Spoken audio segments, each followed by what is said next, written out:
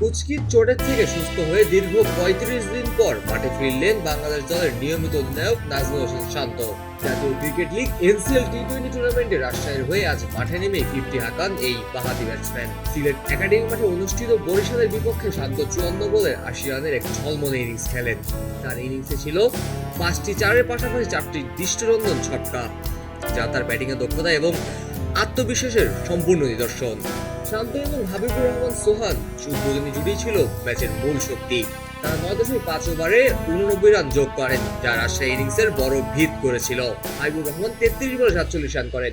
তাদের জুটির ওপর নির্ভর করে রাজশাহী ১৮৪ রানের শক্তিশালী সংগ্রহ করে তোলে। তবে শেষ পর্যন্ত বরিশালের কাছে ৫ উইকেটের ব্যবধানে হারতে হয় রাজশাহীকে। অবশ্যই দুটি হারের পর বরিশাল আজ জয়ের মুখ দেখল। শান্তর জন্য এই ইনিংস অনেক বড় অর্জন ছিল, কারণ এটি তার ১৮তম ইনিংস পরে একটি টি-20-র 50। তার ব্যাটিং এ ফর্মে ফিরে আসা বাংলাদেশ ক্রিকেটের জন্য একটি বড় স্বস্তির খবর, কারণ দলের টপ অর্ডার বরাবরই ব্যর্থ হচ্ছে।